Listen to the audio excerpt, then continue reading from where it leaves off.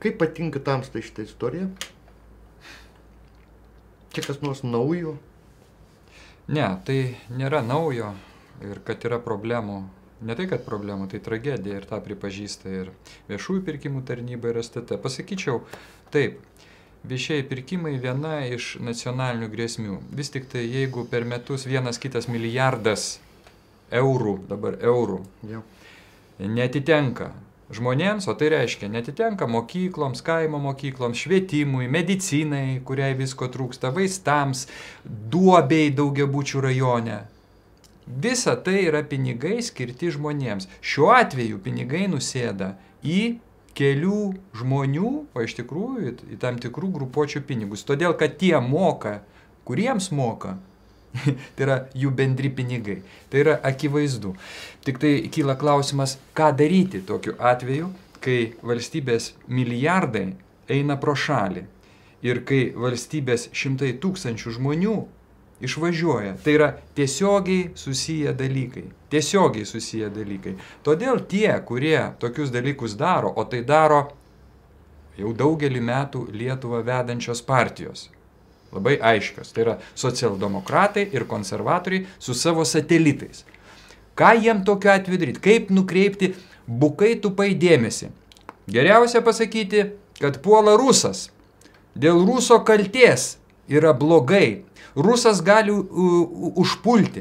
Bet man klausimas, jeigu čia kilo skandalas dėl šaukštų, nors kaip matome, tie pirkimai čia nuo 2009 metų, tai man tik toks kuklus klausimėlis.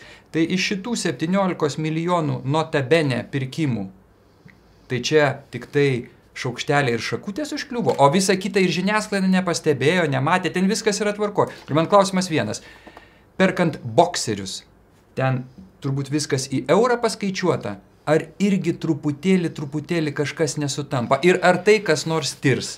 Žinoma, kad niekas netris, nes niekas neturi galimybių tai tirti. Vienas dalykas. Antras dalykas, jūsų kalboje aš taip pat pamačiau pagiežą sisteminiam partijom. Koks skirtumas, koks tu esi partietis. Socialdemokratas, konservatorius, liberalas.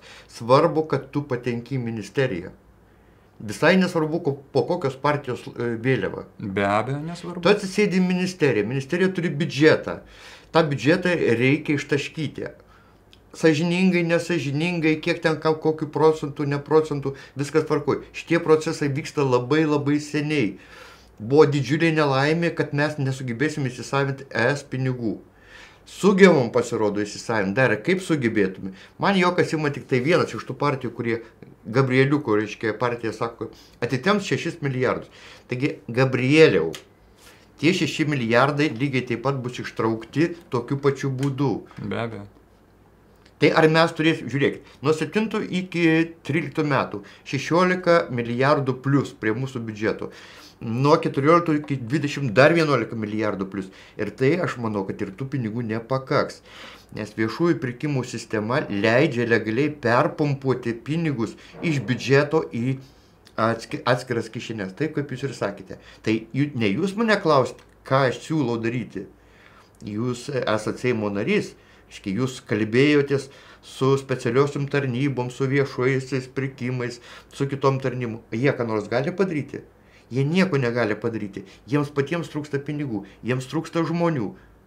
Na taip, iš tikrųjų viešųjų pirkimų tarnybai, neatsimenu biudžetas, kiek ten, 1 milijonų? 7 milijonai. 7 milijonai STT. Darbuotojų viešųjų pirkimų tarnyba neturi net kiek ten čia jiems yra bausmė. Ir jie iš tų patikrintų pirkimų, o patikrint gali, jūs man atrodo sakė, tik 2-3%, virš 80% randa su pažeidimais vienokiais ar kitokiais. Tai apie ką mes kalbam? Mes kalbam apie tai, kad viešieji pirkimai yra grėsmė nacionaliniam saugumui, kadangi milžiniškos lėšos žmonių mokesčių mokėtojų pinigų, patenka, vadinkim tiesiai šviesiai, kriminaliniam struktūrom, kostiumuotėm, kurie yra politikoje, arba kurie už politikos, bet valdo politikus. Greičiau taip galima pasakyti. Iš tikrųjų taip ir yra, nes kaip pabandysiu papasakoti kitomis dienomis, tos firmos tiekėjos nėra šiaip savo firmos. Tai yra firmos, kurių bijo visos ministerijos, Kodėl sakau bijo? Todėl, kad jos egzistuoja besikeičiant valdžiai. Jos ateina į ministeriją, susirenka savo duoklę. Ir, sakysim, rytoj aš pabandysiu panalizuoti finansų ministeriją, Budbergytės ministeriją, jūs pamatysite, kad reiškia 720 000 eurų, kuriuos jinai ką tik nesnei atidavė vienai kompanijai, rytoj aš ją įvardinsiu, lygiai tokia pati suma buvo atiduota ir prieš Ačiūs. Tai rodo, kad tos firmos, kurios yra prisisiurbę prie ministerijų, jos yra autoritetai.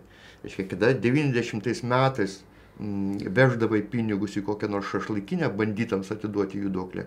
Dabar pačios ministerijos atiduoda tos pinigus tvarkingai, elegantiškai, neva teisėtai.